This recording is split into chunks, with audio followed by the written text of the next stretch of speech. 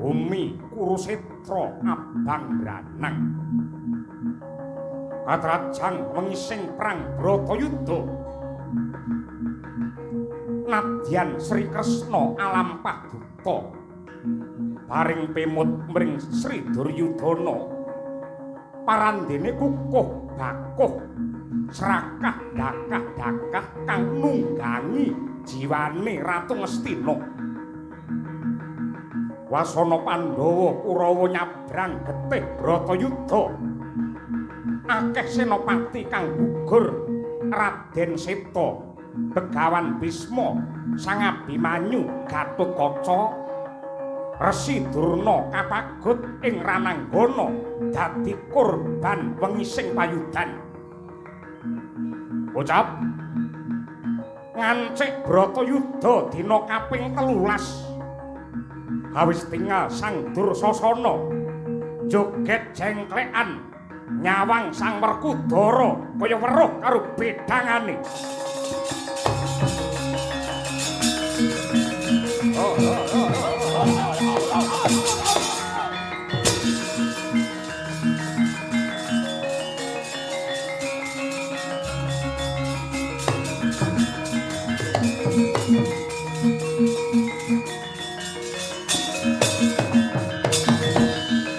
Mangancur lakuning angin gugur agrane ngarga kura-kur nitoreh kagiri-giri para bumi prakempita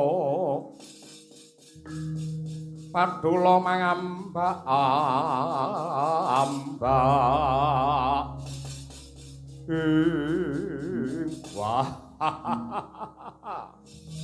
wah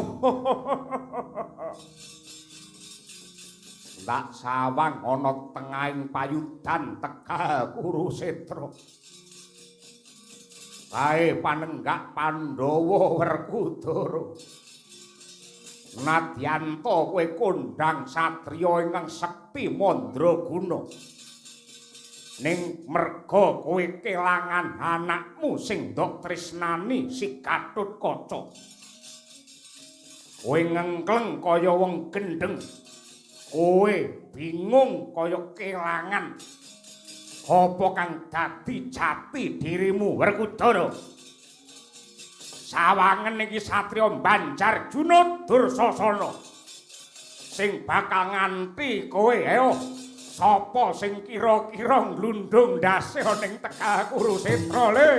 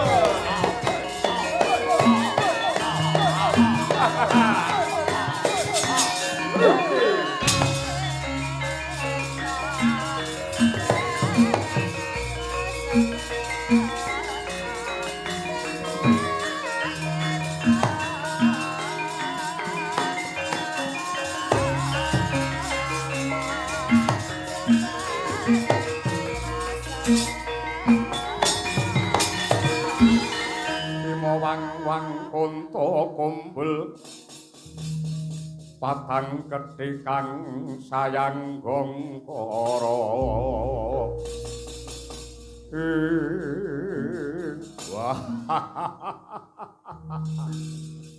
Werkudara Werkudere aja gembelo sirahmu kowe le kabar nyebar warta rata ning Bratayuda wis mateni senopati prajurit pirang-pirang ning Ripalungguhan iki kowe adu arep karo Dursasana ing dina kaping 13 iki ayo dibuktekke biyen nalika aku karo kowe isih cilik senengane gelut senengane padu ning Bratayuda iki kanggo srana mbuktekke sapa sing luwih perwira sapa sing luwih digdaya Kakang Dursasana piye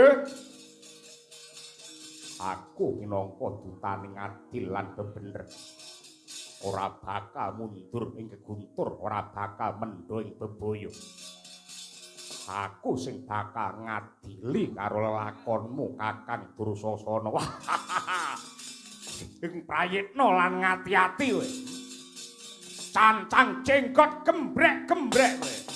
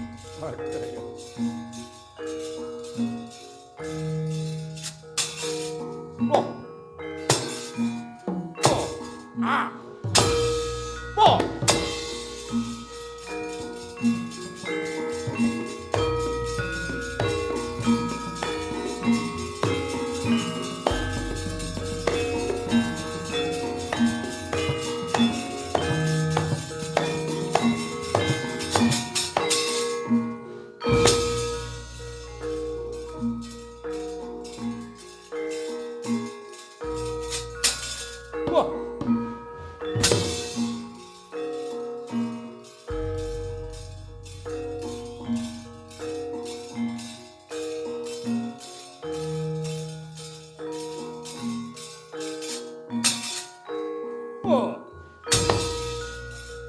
Loh. Wah.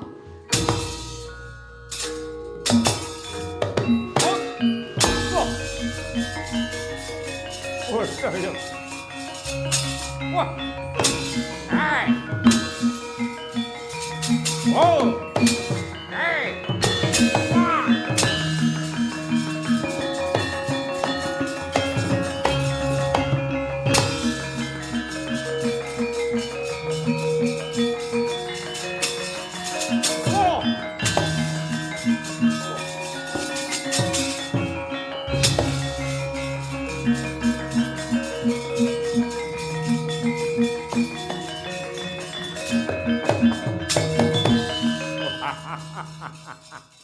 Werkudara. Memper kowe menang ana ing daratan kene. Yen pancen kowe ngaku satriya perwira le. Mburiki ana kali sing jenenge Kali Cingcing Guling. Aku kepengin ngerti sepira kridamu. Yen kowe gelem nusul aku nyemplung ning Kali Cingcing Guling, padu gelut karo aku ning jero banyu.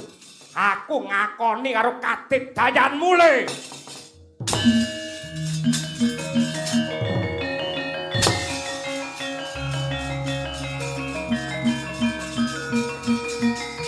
Ayo le. Wah.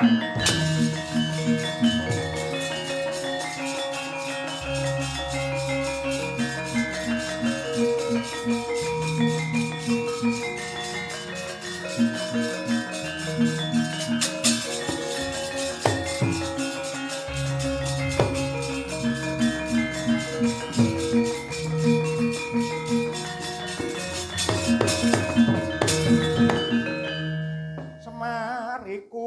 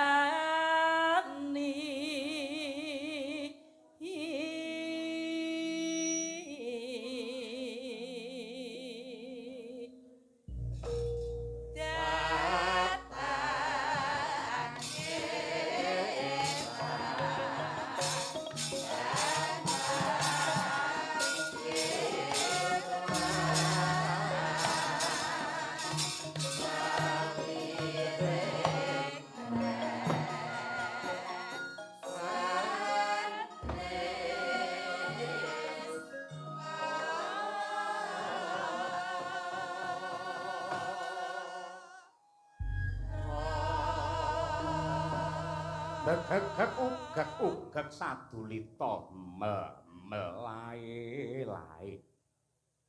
Ndara Werkudara. Kyai Semar piye? Isih yaene sampeyan tek wis perang niku pripun? Mongko yen kula itung nadyanto kula niku manut kalian para kadang-kadang panitia. Ngitung kula niku salah. Kok iso wayangan iso min 2 juta niku nggih teng mriki niki. Iki Bratayuda. Ora ngrebug babagan Probiya kaya ngono kuwi. Lair batos jenengan. Yen aku lair batin ikhlas tenan. Ngrungkepi karo piyayi sing lenggah ana ing kene ning sing ketoke ora ikhlas malah bojoku malah nika ya kudu mangken ikhlas napa lho pun kajenge wong kabeh niku enten sing ngedum dhewe yen pancen rejekine ora kurang dalan sinten ngertos sampeyan didongake tiyang mriki awet anggene bebrayan sehat sempulur anggene dadi Werkudara Allahumma nika emak-emak niku ya melu ndelok Bratayuda nika iya sampeyan padu kalih sinten wong Banjar Junut ya kuwi kakangku Dursasana. Tek kula ngerti sampeyan bledik-bledikan oyak-oyakan niku karepe pripun? Aku mau wis bisa ngalahake Kakang Dursasana. Ning dheweke banjur sumbar. Yen pancen Werkudara satriya perwira, aja gelut ning daratan. Yen wani kowe nyemplunga ning kali Cingcing Guling, ayo gelut karo aku ning jero banyu. Terus aku kok bakal jegur ning banyu arep nyemplung kali Cingcing Guling. Napa rumaos jenengan perang teng banyu niku penak? Kula tak takon, pun nate jenengan? Lah urung tau kok. Perang teng banyu niku angel. Angel saestu nggih. Nadyanto jenengan kudu golek papan palerman ingkang pribadi gadah kolam piyambak teng mriku. Bareng kula mbuktekne angele mboten umum malan. Mila kula suwun yen pancen Dursasana niku satriya tenanan ken mentas kemawon. Ademe kaya ngeten malah teng banyu niku. Ken mentas. Tur kejawi saking menika kula tak nderek matur. Riyen Pandhawa Kurawa menika lak damel kali utawi lepen piyambak-piyambak. Yen Pandhawa gawe kali Serayu, ewadene Kurawa gawe kali Cingcing Guling. Nggih to? Iya. Yen kali Serayu nika dibangun kanthi srana tapa brata sesirih nyedhak karo purbane Gusti ingkang akarya jagat direwangi prihatin. Lajeng dipun sengkuyung dening para kawula sampeyan.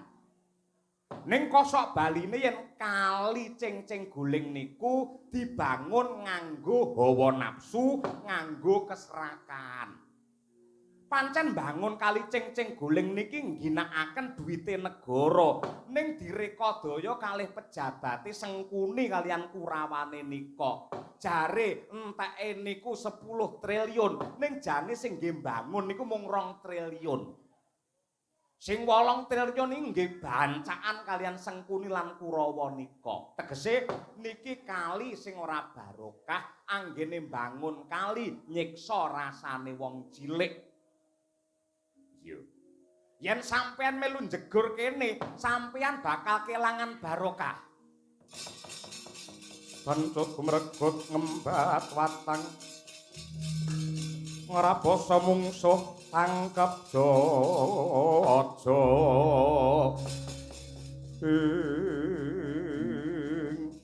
Mila ora perlu nyemplung teng mriki, nggih. Yen sampeyan mengko nganti apes jurite, woh sing cilaka wong pirang-pirang. Ora perlu diladeni Dursasana. Yen gelem kajenge mentas, yen ra gelem dinteni nganti medhok kemawon. Mundur.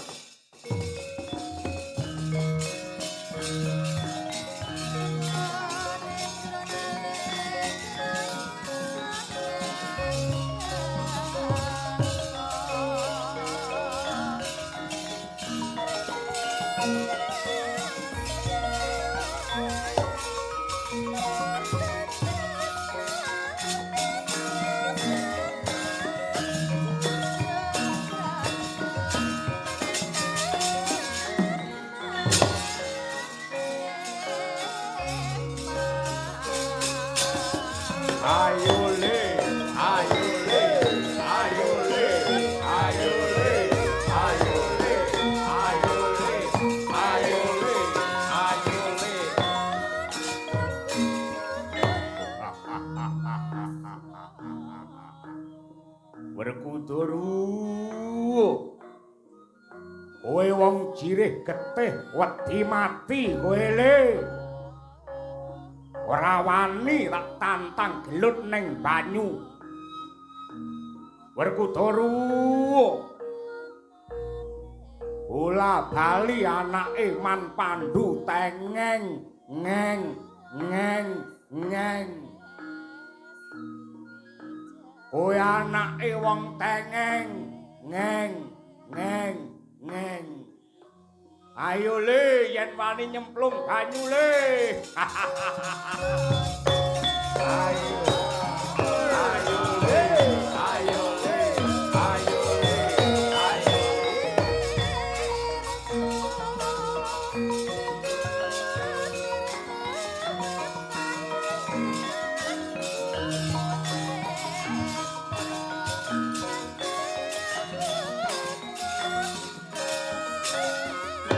Werkudara anake Man Pandhu tengeng ngeng ngeng ngeng. Werkudara Werkudere anake wong tengeng ngeng ngeng ngeng.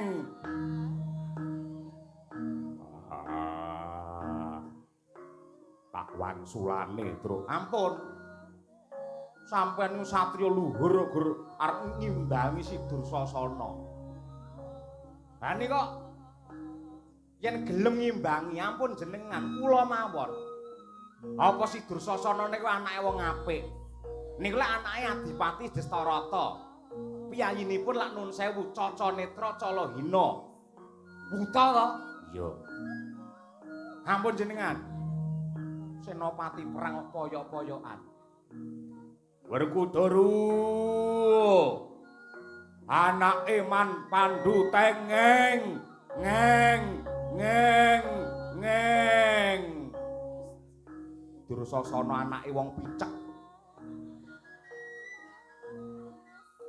Pripun? Wah, terusno. Oke. Werkudara anake wong tengeng. Dursasana anake wong picek. Dursasana anake wong picek. Werkudara anake wong tek. Lah nika diwolak-walik ora? Wambine ra tekan titi. Anake wong tengeng, anake wong picek. Anake wong tengeng, anake wong picek. Tengeng, picek, tengeng, picek, picek, tengeng.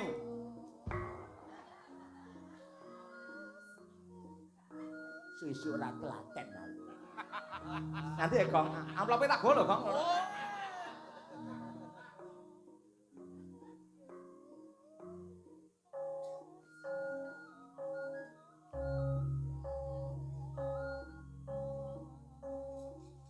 Anake wong tengeng.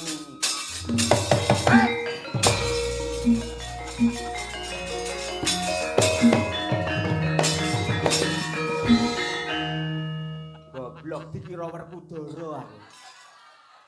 Nyemplung. Lah sing sawange gur kathokku sing kaya sekak iki lho, Tru. Lah iya modar kowe mak slulup kaya ngono kowe. Senengane aneh-aneh. Lah kowe ngopo nyedak ning kali cing-cing guling? Mumpung aku mau mangan iku wareken. Weteng kuwi larane ra umum.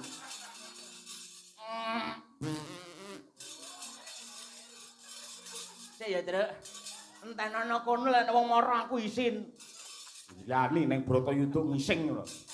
Ora kene diempet kok. Lah timbangane sesuk isuk ya rayahan karo kancane malah. Mesti rayahan karo kowe, rebutan karo kowe. Mesti yaene.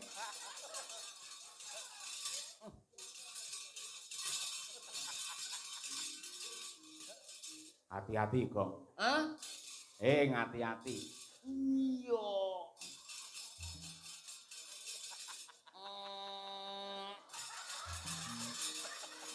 Gilane ling ngeden aja banter-banter. Lek ora banter ra iso dawa e. Rabine ora.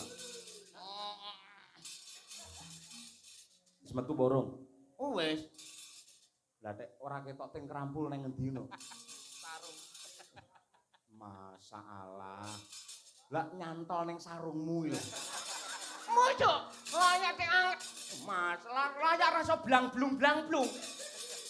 Ngantel to. Wis gorong, wis.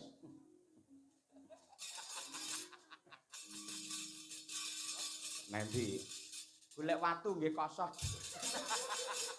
Gilani ora.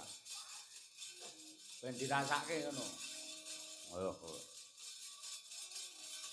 Werkudara ayo rene Werkudara.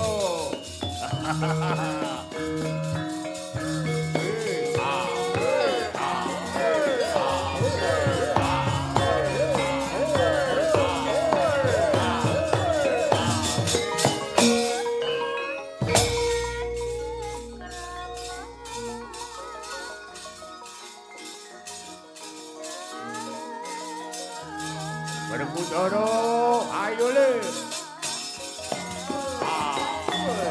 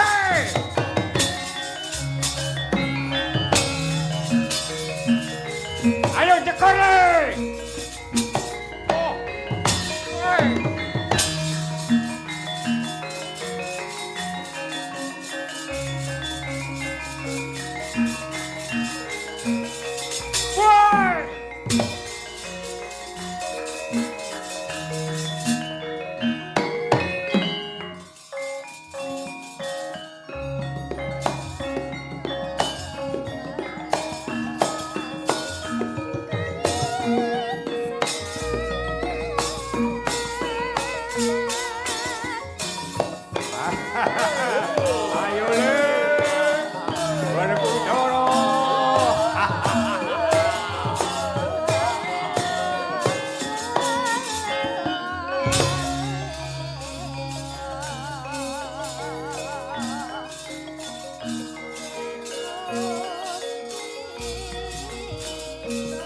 Werkudara nang ndi le?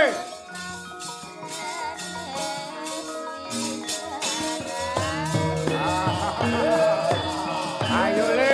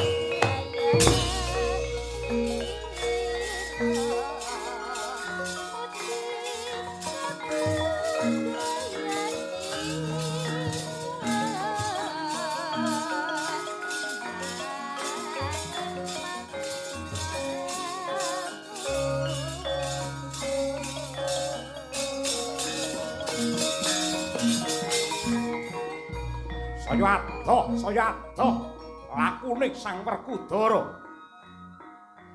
Marandene Sang Dursasana datan Raita Lamunta. Saya tebih kene jumangkah nilaraken kali cing-cing guling.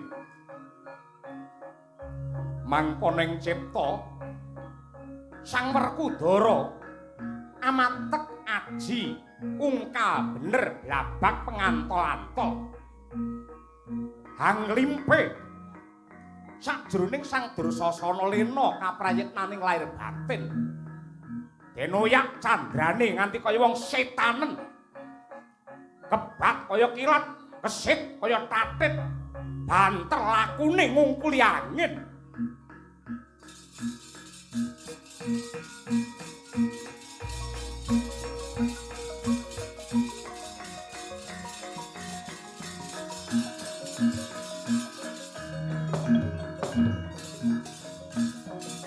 Enggile Werkudara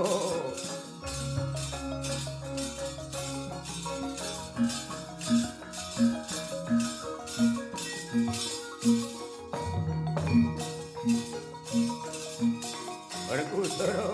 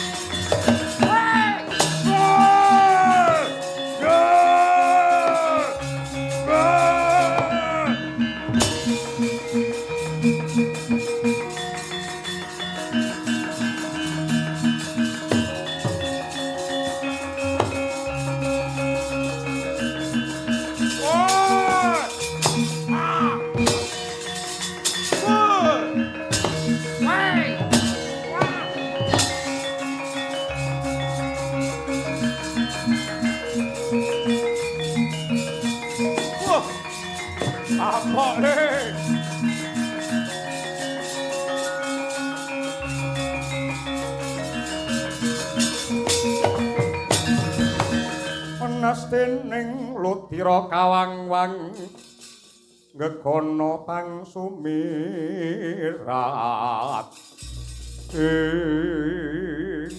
aku kapok le kok glandang topongku nganti rambutku ngore muda madul kaya ngene di aku ngaku kalah aku ngaku salah aku njaluk ngapura Werkudara aku dulurmu tuwa Werkudara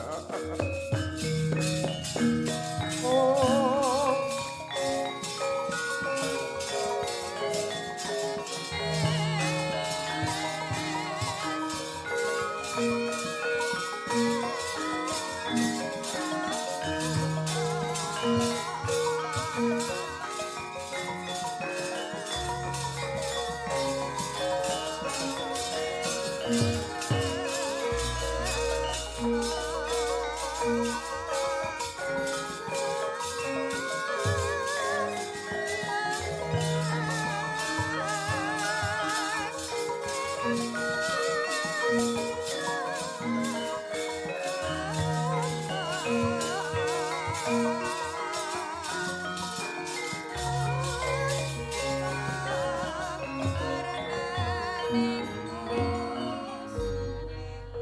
kakangipun kakang sing banget dak tresnani Dimas Werkudara damar mancung cupeten anggenmu murka karo kakangmu Dursasana aku Ratu Ngastina Duryudana ngaku kalah Bratayuda rampung dina iki kamukten negara Ngastina lan Ngamarta tak balekke marang kowe nanging aku njaluk kakangmu Dursasana wene ana urip aku njaluk urip Werkudara aku njaluk urip Werkudara aku tobat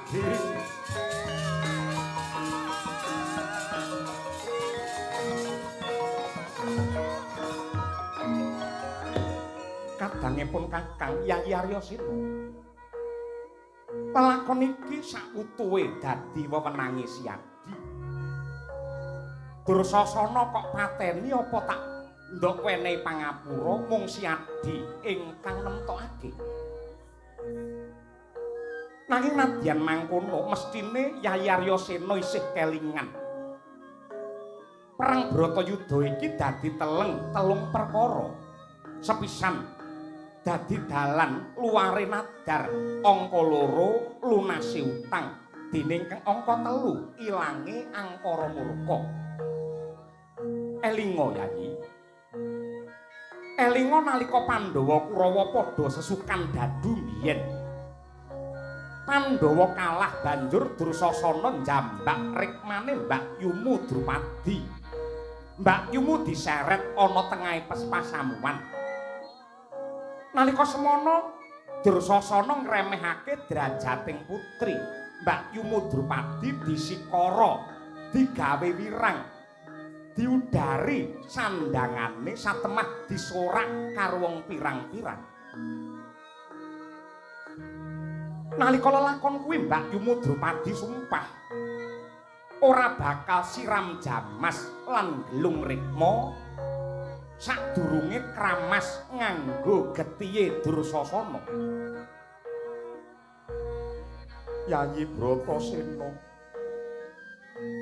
kakangmu Dursasana wis tanpa daya lan wis njaluk ngapura Yudha. Apik-apike manungsa ku yen gelem ngapura dosaning liyan, apa meneh kuwi dulurmu tuwa Werkudara.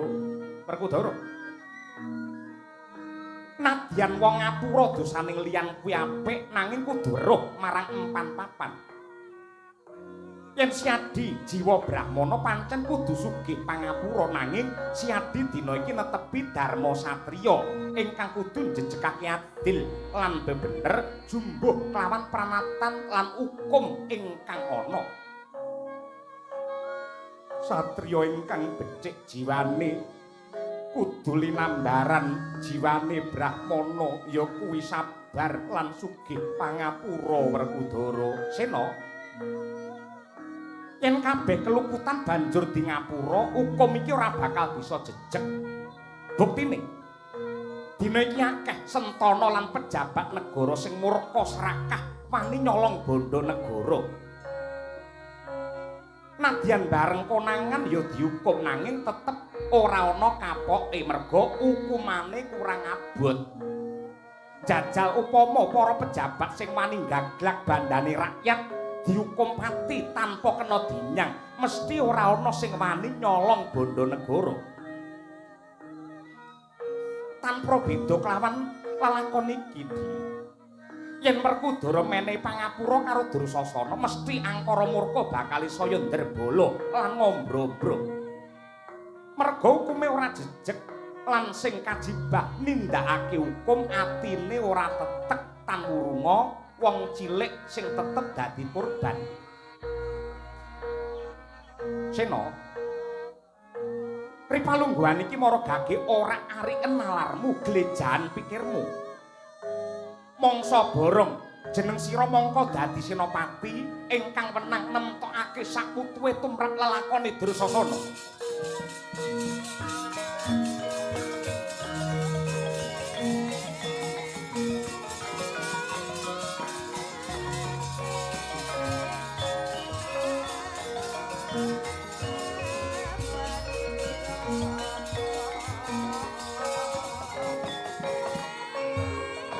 Ocap kacarita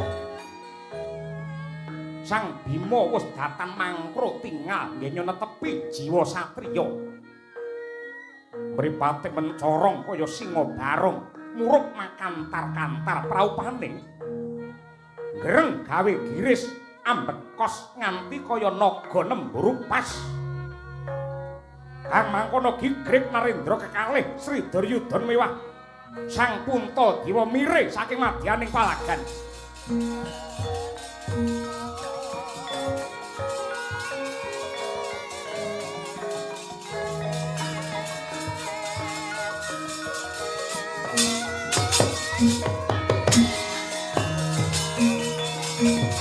Werkudara elingodi.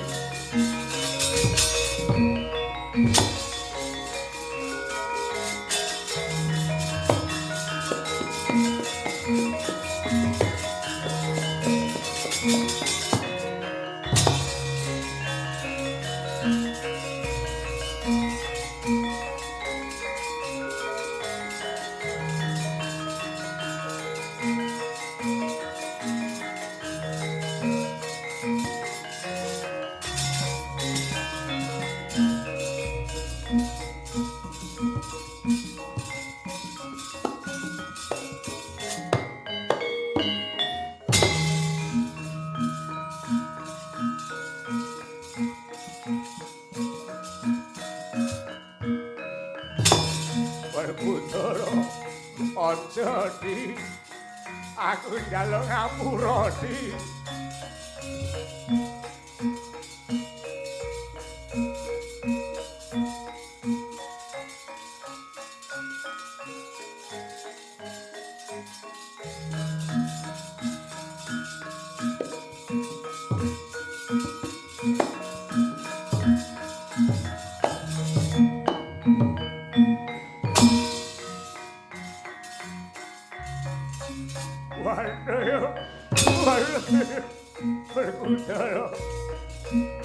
Werkudara ilingati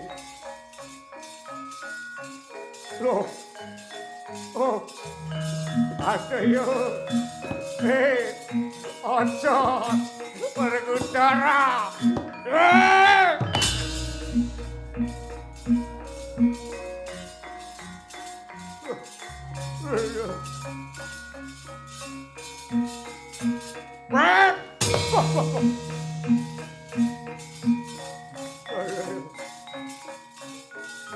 Wetlo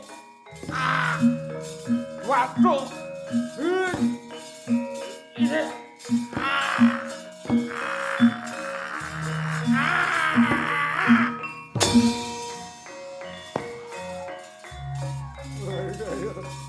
apa le Werkudara apa le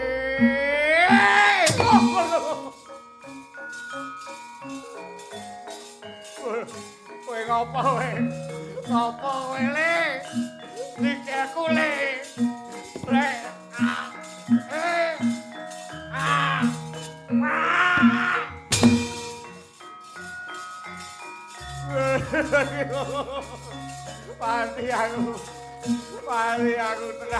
mati tenan aku le go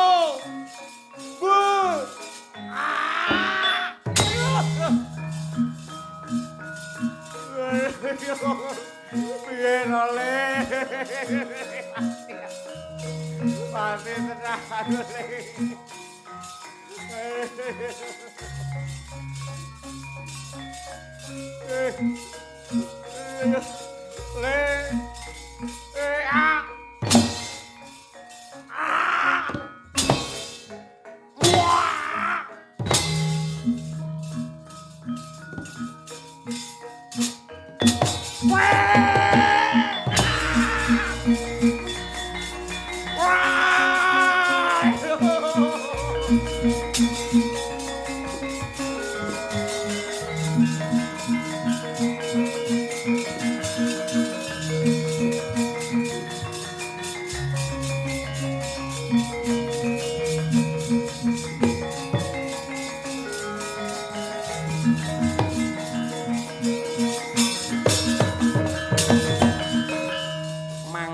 Sang Werkudara kaya ora sak baene pinoteng-poteng anggane Sang Dursasana yen padha astanira kekalih saha sukunira kekalih pungkasane den pedhot janggane Sang Dursasana nganti mendelik mripate sur wujuding ludira mancur parandene den kokop den ombe dening Sang Werkudara.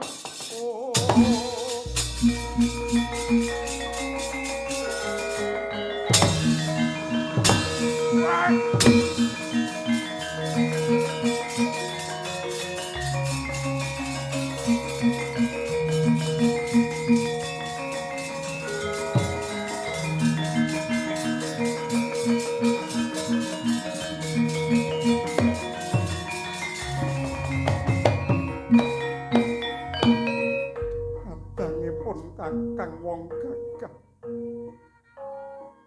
Werkudara karepmu ki piye wis sawetara suwe anggenku nggatekke anggenmu peperangan kelawan Dursasana aku Drupadi wis siaga yen Dursasana wis mati aku bakal adus kramas nganggo getihe Dursasana banjur ngelung sing dadi rikmaku ning nyatane aku ora tok ngengehi getih. Kabeh ndok kokop dhewe Werkudara.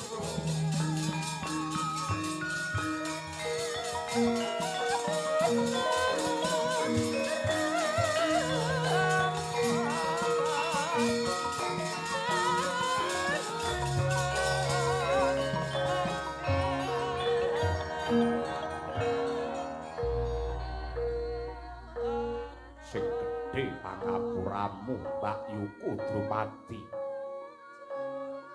Babar pisan aku ora kelingan lamun to kowe duwe nadar kepengin adus nganggo getih Dursasana.